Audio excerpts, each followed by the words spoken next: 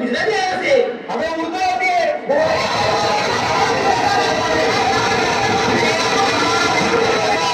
अरे असे आपापले प्रांत धरून जर आपले स्वातंत्र्य सैनिक आपल्या स्वार्थासाठी आपल्या राज्यासाठी आपल्या भाषेसाठी लढले असते तर हा भारत स्वतंत्र झाला असता का? अगदी बरोबर. टिळक आणि सावरकरांनी फक्त महाराष्ट्रच बघितला असता, गांधींनी गुजरात, सुभाषचंद्रांनी बंगाल आणि भगतसिंगने पंजाब. आणि जर त्यावेळेला तुम्ही असतात तर एकाच्या जागी शेकडो पाकिस्तान आणि बांगलादेश तयार झाले असते. पण सुदैवाने तेव्हा भारत देशाला बांधून ठेवलं एका मंत्राने. होय, एका मंत्राने. तुम्हाला देश हवाय की देशाचे तुकडे? हो ना. मग बघा देशप्रेम काय असतं ते, देशासाठी त्याग करणं म्हणजे काय असतं ते, आणि तो मंत्र कोणता होता ते सुद्धा.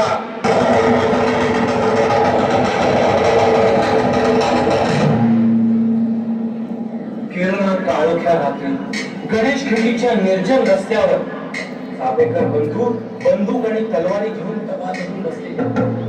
तिघेही तरणे बाण, तिघांची ही लग्न झालेली, दोघांना तर मुलं बाळ आहेत. पण आज आपल्या मुलं बायकांना घरी सोडून आपल्या जीवाचं काम करून त्या शब्दांची ते वाट बघत आहेत. कोणते आग आले अगदी मरणाला खेटून.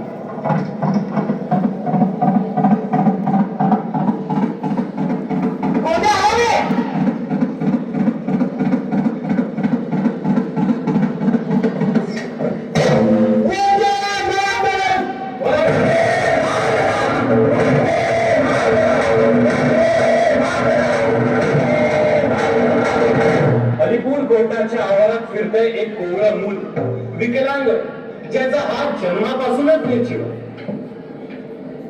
या हाताने तो कधी टाचणीही उचलू शकत नाही. पण आज त्याच हाताला बांधली वजनदार वस्तू.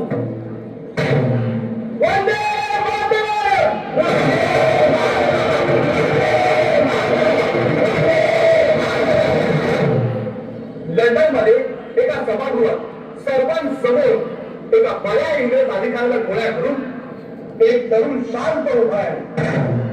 पोलीस त्याला पकडायला येतात. माझ्या पोटाची इस्त्री खराब होईल. कुठून आणली बदलल्या इंग्रजाने ही संस्था त्या मंत्रातून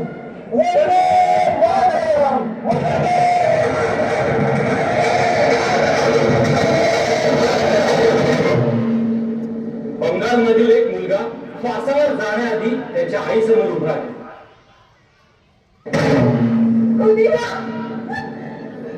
आता माझं कसं होणार?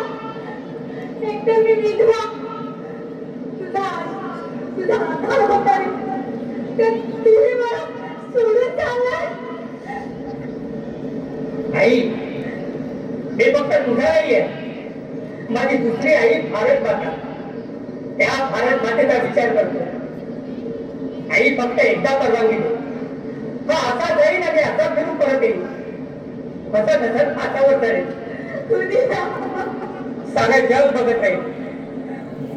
10 महिने 10 दिवसानंतर